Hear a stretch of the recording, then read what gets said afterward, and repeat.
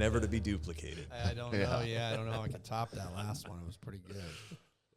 So today we got our friends from Bridlewood in here with us. This is TMI with Mark and Troy. We're going to be talking about Medicare and some of the challenges that folks have when they're wrestling with that. So we got Larry Roberts and Seb Christensen. Would you gentlemen tell us a little bit about Bridlewood, how you got started, and how you serve folks? Sure. Well, we got started about 8 years ago. My son actually got me into the business, and then a few months later, Zeb joined along with the Bridlewood. We started out with United Healthcare, and just as captive agents, and then we expanded from there, and now we're independent brokers, and we have pretty much all the major carriers so that we can help anybody with, whichever way they need to go. And this year there's a lot of disruption, so we're trying to make sure we get the word out that people need to review what they have and make sure they're in the right plan. Some plans leaving, a lot of changes this year. Cool. Yeah, I mean, before I started this, I played some college basketball in Nebraska, and then I was a touring musician for about 10 years, and then Larry roped me into the insurance industry, so kind of really opposite ends of the spectrum, but something that we just kind of dove into head first and love it. So Insurance agent wasn't one of your Halloween costumes? Yeah. No? Yeah. I don't think any of us went to school to be an insurance agent. I don't think that's what it signed up for. No. Well, you brought it up, and it was actually one of the topics that I wanted to get into, were just some of the challenges that you're seeing that people deal with. So what are some of the most common questions or concerns that you hear when folks are wrestling with the Medicare enrollment decision, particularly this year with all of the changes going on? Well, I think that right now the biggest challenges are there are some plans leaving the area. There are some plans that are choosing not to pay brokers like us commissions, which means we cannot put them into a plan. So if a company puts a plan as non-commissionable, we cannot, as brokers, put them into that plan, which is unfortunate. I mean, the pay part of it is part of it, but also you don't have a broker in your corner if you do have questions or problems to help be a buffer zone with an insurance company. And I think one of the biggest questions that we get a lot is people when they're turning 65, getting their Medicare started. I mean, that's always kind of the first step for everybody in avoiding those penalties that people talk about. So, that's the first step we lead with, is talking about they call it IEP, which is initial election period. And when they're jumping into that, how to avoid penalties. Do they have to start A? Do they have to start B? And really helping them through that first process. And jumping back to that a little bit too, if a lot of people will have their SSA.gov login set up, and that's a great first step in getting things going with Medicare, is getting that set up. Once you get that set up, it's usually a little bit easier. So on that note, like, when should somebody set up their SSA.gov username, password, access, all of that? I encourage people to set it up sooner rather than later. It gives a good snapshot of what your Social Security benefits will be depending on when you retire. It shows your income for particular years. So if there's something you need to dispute, you can do that sooner rather than later. So getting that set up is, you can do that at any time. When Troy and I are considering working with a new prospective family, walking them to and through retirement, one of the larger decisions that we help them wrestle with is optimizing Social Security for the household. So they have to, as part of our process of doing the comprehensive analysis that we do, we require them to get those estimates. And if they don't have a username and password for Social Security at that point, they're going to have to create one. Otherwise, they can't really go any further through that process. By the time they reach Medicare age, at least for the folks we serve, generally we've been working with them. So oftentimes they have that. But what happens if they don't remember it or they don't have one? We've had a few folks get locked out. Then what? Yeah. Well, that can be tricky. They have to you can use I think there's a forget your password on there that you can work it. And some people will say, can you set that up for me? Well, no, we can't, because they're going to ask questions about the Dodge car you owned 25 years ago, or a place you don't remember where you lived. And if you don't remember you lived there, we sure don't remember that either.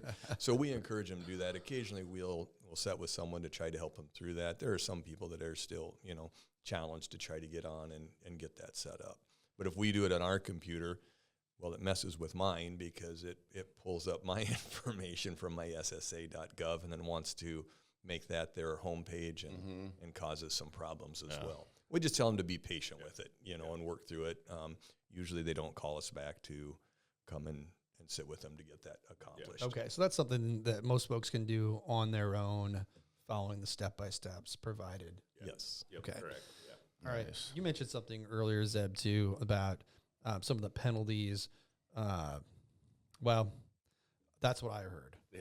But you said a few other things as well. When somebody is really trying to decide, is now the right time to transition from workplace health care, if they have one, or some sort of gap insurance, over to Medicare, what are some of the things that they have to consider there, whether they're working, whether they're not working? Yeah, I mean, everybody's situation is different. There's all sorts of different circumstances that we come across that can, be a different solution and when to start that Medicare. So a lot of it is just sitting down and comparing their current group insurance to what the Medicare plans look like here in Iowa and for them, or wherever, whatever state they're in. And then kind of taking it just that first step and then going to the next step. If it's time to start that Medicare, that's where we jump in and really start that process with them and help them get that all started. The thing with the penalties too is once they get that penalty, it's there for the rest of their life. If there's the penalty, if you have a few month gap, is not a large penalty, but it's like a gnat flying around your head that is just there for the rest of your life. You can't just write a check and be done with it. You have it forever, and it's pretty straightforward on when you might get that. And it sounds, at least the folks I've talked to, are more and more aware of those penalties and are kind of sensitive to wanting to avoid those. And just to clarify the penalty, the big one we talk about it's called the Part B penalty. So somebody starts their initial election period, they have 3 months before their 65th birthday, 3 months after their 65th birthday. And if they go past that election period, that's when they could start to face the penalty, unless they have credible coverage during that gap. So that's the biggest thing, is portraying to those people, what that penalty means, and just make sure they're avoiding that. And credible coverage is, for the most part, anybody's group insurance. Okay. As long as where they're working has 20 or more employees. If it's less than that, then they do need to go to Medicare. But we'll also sit down with people so that, go over the numbers and the plan so they can decide at that point, do we need to leave this person on a group plan?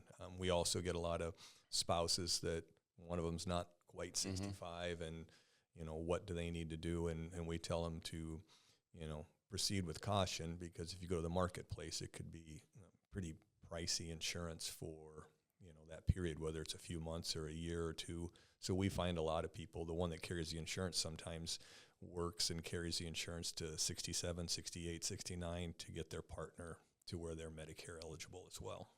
Okay. So I'm 64 years old. I'm not Medicare eligible yet. You look good for 64. Thank you very much. At what point, as I'm sure at that age, you're getting bombarded with postcards and maybe even phone calls, even though those might not be illegal. Yeah. Right. And at what point should I really get serious? Troy and I, we try to help folks through through planning to and through retirement, and healthcare is one of those big expenses that we help plan for, but we don't actually facilitate the election of Medicare or choosing the different Medicare plans, whether gap plan or supplement, which we'll have you talk about here in a little bit. But we understand the importance of that, so we try to introduce them to experts who know what the heck they're doing and have those folks on our team. So when is too early? Because I know I've sent some folks that were 64 and maybe a couple of months and sent them on to meet with someone, and then it's kind of, it's a little too early for that. When is the right time for somebody really to start getting serious about education on when they should make that transition? What's that going to look like? What's the process for that? And really, when do they need to actually start taking action? I wish more people would come to us when they're Yeah. 64 in a couple of months. They may not need to do anything for a few years, but the more common scenario is we get someone that turns 65 next month, and I need to start my Medicare, and they haven't done anything, and we're like, that's going to be trouble. Yeah. Because it's pretty hard to get your Medicare turned on that quickly. I mean, 64 is a great time to talk about it, you know, so that you can have time to digest what's going on and how it may affect, you know, your family budget and your care. And I think to put them at ease too, because they are getting so much information through mail and, like you said, the phone calls that aren't necessarily legal all the time or compliant. So just to wade through all that information can sometimes be overwhelming. So I think the earlier you get that information, the more it puts that member at ease to have that information and know what they want to do. Yeah, that's good to know. We talked about plans. How do you guys figure out plans? Like, there's so many different plans out there with the Medicare, the Medigap, Medicare Advantage. How do you figure out what plan they should be in? And again, can you start going through this process at 64 to kind of get an idea what these guys are going to be in? I'll let Zeb attack that one. Yeah, I mean, there is definitely a lot of different options. You know, Medicare really gives you two options that you can only go one way or the other. So that's really the first thing we sit down and go over those prospects with is, one, a Medicare supplement plan that they're going to pay for every single month with a monthly premium, and it's going to cover the cost that Medicare doesn't cover. And then there's the option two, which is Medicare Advantage plan, or they also call them Part C plans. And those can really vary by every county. So just going through where, you know, number one, where somebody lives, you know, going through some other things like doctors they see, prescriptions they take, and really sorting those out for members. And again, everybody's situation is completely different. So people's plans can be unique to what their needs are for sure. And we don't really decide for them, as Zeb, you know, explain. Yeah, we kind of, here's the information, and we also try to make sure that if there's health situations that are going on and things like that, that they're aware of costs that may be associated with that so that they can know what to expect. I mean, there's safer routes to go where they just, here's what to expect, or a lot of people coming off of group plans, they're used to a deductible, and you know, they're comfortable with that. So, you know, it is confusing because Medicare has parts, Part A, B, C, D, and then the Medigap plans are plan. You know, the most common ones we work with are Plan G and Plan N. And the Medigap plans, Medicare supplement plans, I mean, they're standardized by the government. So a Plan G is a Plan G. Now, some of the insurance carriers may offer some dental or vision discounts or some things like that, but the plan itself is the same from carrier to carrier. Interesting. Yeah. So they have to be on the same playing field, but might offer some incentives to go with one over. Correct. Yeah. Okay. And that's something you can help guide folks through what Yeah. those incentives are, and Yep. based on their circumstances, their health situations, whether they're traveling, whether they stay put with their own bodies, Right. Yeah. what might be best for them. Correct. It's interesting. Absolutely. Now, we established that you've got 3 months prior to your birth year, 3 months prior to your birth month, and 3 months after your birth month to get enrolled, or we start facing these penalties. Correct. That's to get their Medicare started. They don't actually have to get a Part B plan. They just have to get their Medicare started. Medicare is only going to cover 80% of Medicare covered expenses. And so if they don't do something, then they're subject to 20%. Now, they'd have to get their drug plan started, you know, in that time period. If they don't, then they would get a penalty for that. But if they go the Advantage route, most of those plans have the drug part built right into the plan for them. So Medicare Part B and Medicare Part D both have penalties for failure to Correct. get started on time. Now, so that happens around your birth month. Correct. Or if you're dropping out of a group plan. Okay. Or if you're retiring. Okay. So some sort of triggering event. Now, this time of year is really busy for folks like yourself because it's open enrollment. So how is that different than your initial enrollment period? So this annual enrollment period, it's always October 15th to December 7th. We as brokers, we can reach out and contact folks, have meetings to explain differences in plans. A lot of our members reach out to us. We do monthly newsletters to our members to kind of let them know some of the changes that are coming. The insurance companies do send an ANOC letter. It's an annual notice of changes, which does explain. It does a really good job of here's what your plan had in 25 and here's what it's going to be in 26. And so it's really good at explaining that. Some of the plans are taking some big hits this year, but some people are also getting a SAR letter, a service area reduction, which means their plan is going away. And those people are the ones that are calling a little more in a panic that Sure. if they're in an Advantage plan, we can move them to another Advantage plan, but it also gives them kind of a golden ticket to move over to the supplement side if they wanted to, because your plan leaves, you can get into a supplement plan, no underwriting. And it's also important to know with a supplement plan, you can switch your supplement plan basically at any time as long as you can get through underwriting. So when your premium becomes too high, you could just say, hey, you know, I want to see what else is out there and take a look and see if there's an option that could save you some money. Now, if you've had some health issues, that's probably not going to be, you know, a situation where you can do that.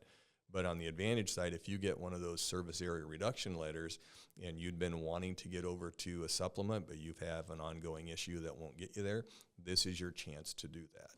So if you get that letter, keep it. It's your golden ticket, as they say on one of those reality shows. Interesting. And that's the, what did you call it? Service area reduction, SAR letter. SAR letter. Okay. And we're seeing a lot of those this year, for sure. All A right. lot of So we got different folks that are listening to this. They received one of those. Even if they didn't make a change, they should hold on to it. Well, if they get one of those, They've got to make a change. They're going to have to But do that's their something. golden ticket to go through it without the underwriting process. Correct. Okay. Yep. All right. So that leads me to our next question. All right. I'm already enrolled in, so let's say I'm 66. All right. I'm already enrolled. I've been enrolled for a year or more. And what should I be doing each year to make sure I'm still on the right plan? And when should I start that process each year? Yeah, so every year, that's when we get into this annual enrollment. So October 1st every year is when the plans start to release their information for the next year. So pretty late. I Yeah. mean, they don't give a lot of notice. Right. Okay. Yeah. And then October 15th to December 7th is when they can take action and start making those changes for their plan for the next year. Okay. So maybe not much they can really do January through September. Well, actually, there is Okay. there's an open enrollment period, OEP, that runs January, February, and March. And if you were in a plan and I said, geez, Mark, that's a horrible plan you're in, I can't reach out to you. But if you say, oof, I don't like this plan, you can call us and we can help you. We can't market that plan. And I think that's or that enrollment period. I think that's one that people are starting to understand more, that it does give you an option to, oops, I made a mistake, and go back. Now, if you And that's January through when? January through March. Okay. That one's called OEP, Open Enrollment Period. And that's usually when someone got switched by someone on the phone that didn't check their prescriptions or didn't check their providers, and they find out, January 12th when they go to fill their prescriptions, like, this prescription's not covered. What do I need to do? Okay. And people can go, you can go to Medicare.gov and you can punch your prescriptions in, and that's, I'm not going to say it's 100% accurate, but it gives you a pretty good idea. Every year you do want to check the drug part of your plan, whether you're in an Advantage plan or whether you're in a standalone drug plan, because those formularies do change some yearly. So you want to make sure, or if your needs have changed, you definitely want to look and see what's out there. So you guys already have a client. I mean, I don't know if you call them clients, but you have a list of people you've done this with. How many of that list actually reach out and say, hey, do we need to look at things? Do we need to change things up? Yeah. What should I be looking at? Yeah. I mean, I would say a good amount of our members reach out to us pretty frequently with questions, specifically about the prescriptions, because I think that is the most confusing part for people is the prescription cost. Medicare did make some big changes for that last year that is carrying over into next year, so that just helping people through those, and that was a big deal for people. So we get a lot of phone calls about that for sure. Yeah, perfect. And every year it seems to be more. When we first started, there weren't. Yeah. I mean, pretty much any plan change 5 years ago was good. Right. The maximum out of pocket was lower. Your extra benefits Sure. were more, and now it's pretty much the other way. Yeah. The plan's getting a little more. It's losing some of its steam. Let's talk about some of those out-of-pocket expenses. What does Medicare cover? What does it not cover? And what kind of expenses do you see are really most impactful or surprising that aren't covered? Well, original Medicare, so it's gonna cover inpatient and outpatient care. Hospital specialists going to your provider. Medicare is a little different than what we term as the under 65. If your doctor says you need it and it's a Medicare covered expense, usually you're going to get that.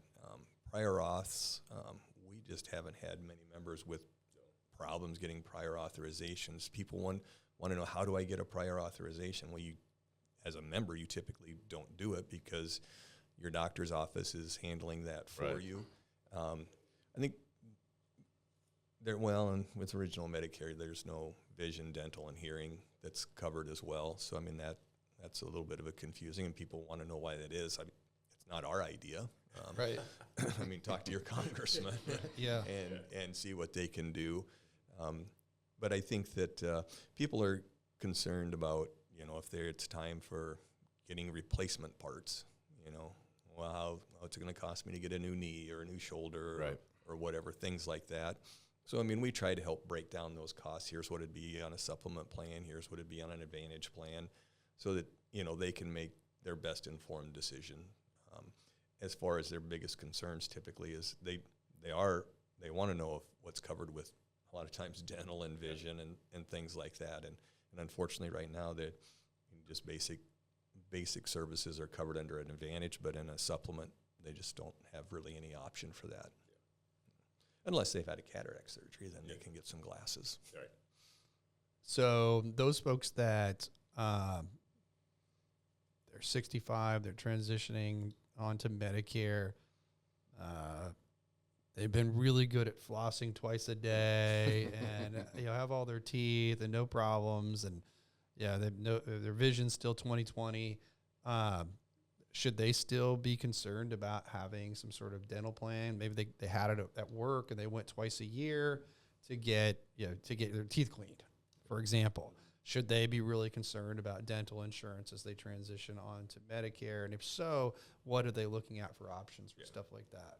It's a personal choice. Some people really just aren't that worried about it. And some people, they want to know that they have coverage. They're standalone dental, vision, and hearing plans. For us, we haven't found that they're overly popular, but I think a lot of our members in the past have gone the Advantage route, so there's some coverage there. But part of that is too, those are there, like you can get your eyes checked every year at no cost on an Advantage plan. Basic dental cleanings are covered, and we tell people take advantage of that because those providers can see that there's something going wrong, and you want to be proactive. That's So, great. That's great I mean, insight. Yeah. Some people say, well, I'm not going to use that benefit. Somebody else can have that. That's not the way it works. I mean, if I don't use my cleanings, Troy doesn't get two Right. more. Yeah. Sure. And you can have one spouse on an Advantage and one on a supplement plan. All plans are individual. Okay. That's great to know too, that it's an individual decision rather than having to make it as a husband and wife Right. couple. As a group. Yeah. One last question that I was dying to ask, and then maybe Troy has some others as well. But with the type of folks that we work with, that we guide to and through retirement, some of them, not all of them, were relatively high income earners during their working years, and maybe they were even working up until age 65, and then they're making that transition, or even beyond that. And how does that higher income impact their Medicare premiums, and what, if anything, can they do about it to either plan for it or repair afterwards? Yeah, I mean, when they turn 65 and they're starting that Medicare, there's what's called the IRMA bracket. That is going to determine their Medicare Part B premium. So it starts at the lowest level, and then as they go up in income levels, that monthly premium can go higher as their income gets higher for sure. So again, that's one thing that we show them when we first sit down with them and say, the Medicare premium this year starts at $184, and then next year it's going up to the $206.50, and then it can go up as those income levels go up as well too. And there's also a form that can be filled out. A lot of times when people are retiring, they're cashing some type of retirement out. Sure. There's a form you can fill out to ask for an adjustment on your Part B premium. Typically, if your Part B premium is higher, your Part D premium will be higher as well. I do tell people when you fill out that form, be honest, because if you say you're going to make X amount of dollars, and if you make X plus 2, the government is not happy, and they will come and you will be punished for that. So if you think you're going to make X, just make sure you're going to be there. But if you sold an interest in something, I mean, that's a one-time situation that happened and it's not going to be ongoing. So you want to take advantage of that as well. We've helped guide a few of our clients through that as they make that transition, and I don't think anybody's been rejected yet as far as I'm aware of. But what's been helpful for us is we already have them laid out in our financial planning program. Right. We've already projected out their retirement income. We've projected out their tax liability, where that money's going to be coming from, which accounts they're pulling from to maintain their lifestyle to and through retirement. So when you say, like, what number do you use? Oftentimes we can pull it right out of our planning program and say, okay, here's where we're projecting you to be for your income at this point, and then maybe just gross it up a little bit so that we're underestimating. Sure. Right. Yeah. Is there any, last one for me, just any common questions people are dealing with when they have this decision to get on the Medicare side of things, or maybe concerns that people are coming to you with? I think that not necessarily for people that are starting Medicare, but people that are on Medicare. We've mentioned a couple times the phone situation, people calling. And if a call starts out, want to update your Medicare information, Medicare will never call you. Okay? The government does not call you to ask you Medicare questions. Another common one is, we want to see if you've got your new plastic Medicare card. Well, that tells the caller that you've got something to go with your Medicare. Medicare is still a paper card that you have, and if you have a plastic one, that tells the person that's usually not from the United States that you've got something, and hey, we're going to try to switch you to something else. Those calls are illegal. They're not allowed to do it, but evidently their punishment for getting caught is less. And a lot of those, they use bots into the phone system, so it looks like it's, if you're in Central Iowa coming from a 515 or 641, we do a lot in the Dubuque area, and it's comes as a 563. And interestingly enough, if I'm in Dubuque for a couple of days and I come back, I'll get a scam call from a 563 number because something's put me in Dubuque for a couple of days. Wow. On our website, there is, under our resources, this is Bridlewood Midwest .us is our website, but under resources, there is a sheet you can report, someone calling you, to try to get that to stop. You can also put your phone number in the do not call registry, and it tells you how to do that in that sheet as well, which will help. It will probably not eliminate the calls, but it makes it even worse for them to call someone on the do not call list. Our biggest concern, what I see when I meet with people, is one, they're surprised that Medicare, the premium based on what they're currently paying for a group plan, is much more affordable, and even with the raises in the maximum out of pockets, if they went to the Advantage plan, is usually a lot of times in line or even lower than their group plan's deductible. And the maximum out of pocket is the most you would spend. Advantage plans are kind of pay as you go, where supplement plans are, pay just in case. Balanced out. Yeah. You just know, if you're on a supplement plan, I'm paying X amount of dollars a month. This is what I'm going to pay. On an Advantage plan, hey, if you go to your primary care doctor, almost all of them, they don't charge you, don't have any copay to do that. But if you go to a specialist, anywhere from $30 to $50 to see a specialist, and people say, okay, I go see a cardiologist twice a year. okay, it's going to cost me $40 twice. They can do that calculating, and so it is, and that's why whether it's good to have that conversation well before they have to make any Medicare decision. When they're in their 64th year, that's a great time to talk. We've talked to people in their 64th year and signed them up when they're 67 and 68, just That's because good to know. that's where they need to be. And I've got some of those folks that just call me, hey, my situation hasn't changed. I'm still planning on doing this. Am I okay? And I think that's also important to have a broker, an agent that works with you and that you trust, that, hey, I can call and ask these questions. And Zeb and I, we answer our phone unless we're on it. We also have my wife helps, and we've got a member services person. We try to be a buffer so they don't just have to call the back of the card to the insurance company. Sure. Sometimes member services isn't quite member service sometimes. Yeah, I can only imagine. Call the number on the back of my health insurance card. It's, we work in the financial and insurance industry, and really I think have a better comprehension of how to navigate a lot of that. Yeah. And I'm still confused when I call the back of my health insurance card for information. It's just a quagmire.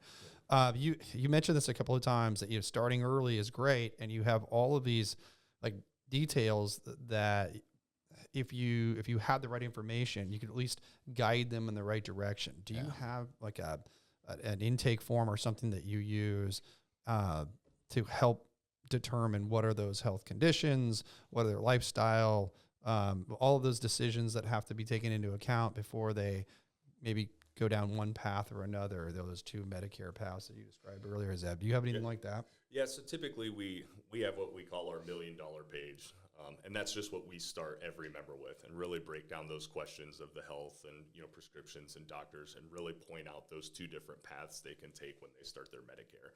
And that is the most important conversation we have with them, because that'll determine which way they want to go and what's best for their best for their health coverage there. So And is that something you would have somebody fill out earlier than later to get those details? Well, when they start Medicare, whether they go Advantage or Supplement, there's not eliminating health questions.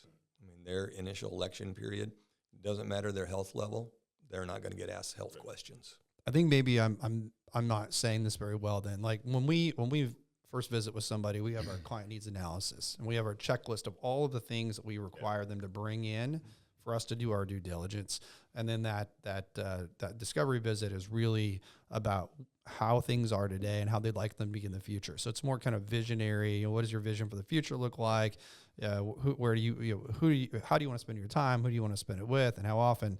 And then we have them bring in this checklist of all the data things that we need: account statements and Social Security estimates and estate planning documents, et cetera, all the way down.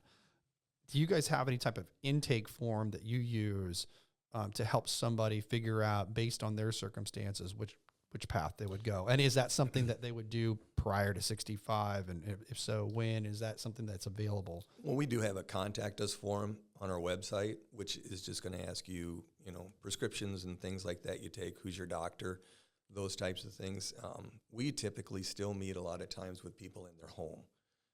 Just they're more at ease there. We'll meet with people at our office. Sometimes we'll meet at a coffee shop or something like that. But when we meet at their home, they've got all their information. It's like, what prescriptions do you take? Well, I take that one for acid reflux. All right, there's not one for acid reflux. We kind of need to know which one. So a lot of times we'll meet them in person. But at that time, then we just, as Zeb said, we're going through the $1 million page. It's just like, all right, hey, are you traveling? Are you going to be a traveler? Are you going to just say, hey, you know what, we're just going to hop in a RV and we're going to travel the countryside? Well, to us, that means, we're going to go to look at the supplement route a little bit harder. If, hey, I've got a place in Florida, Arizona, or whatever, well, you can do this route, you can do that route, here's options for you. But also the health part of it, like if I've had friends that are turning 65 and they had to get their bionic parts, and I'm like, well, here's probably a better option. Get your bionic parts, and we'll revisit again, next year. Okay, so if I'm hearing you correctly, first step is go to the website, fill out the form, make initial contact, schedule some time to visit in person. either at a neutral spot or in their home, preferably because that's where they have all the details you're going to ask. Right. On that $1 million page where you're collecting everything that you need about them. They may seem rudimentary questions to that individual, but you're calculating in the back of your head saying, oh, okay, because they said this or because this is part of their lifestyle, then this is probably going to be a better route. And that's something that they should do before they turn 65. Yeah. So then they can try to budget and plan accordingly. And we meet with a lot of people like, well, I've got this condition, so I know I can't get this. No, that's not true. Right. You can get either option when you first start with whatever health condition you have, and you're not going to be kicked out of either plan because your health worsens. As long as you pay your premium on a supplement plan, you're in there forever, unless you quit paying your premium. Right. That's why tie it to a bank account instead of a credit card, so that it just keeps on going. Or if you're a traveler and you miss your mail, then all of a sudden you find yourself in a bad situation. Yeah. So I'm going to take that one step further, because it's not just prior to 65, but if I already am on a plan, if I heard you earlier correctly, there might be reasons for you to make changes. So even then, if I'm on a plan, but I'm maybe having a potential life-changing experience, like replacing body parts. I'm thinking I'm going to maybe need a new hip. Maybe at that time they go to your website, do some initial contact, because you might be able to help them with that decision as well, right? Maybe switching from where they're at to something else that makes sense. So you got the initial enrollment period, but then you also have other reasons, other excuses to reach out to you throughout the year. Yeah, and it's not as easy once you're determined that you need a part. You're already on a plan, and I got to get my hip replaced. Because then people are like, oh my gosh, I'm on an Advantage plan. My maximum out of pocket is $5,000. Going to cost me $5,000. No, it's not going to cost you $5,000. It's probably going to cost you around probably even less than $1,000 to get your hip replaced. And people are like, oh, well, that's really good. A lot of people are used to not being able to get into a plan they want because of conditions, or, oh my gosh, I got to switch.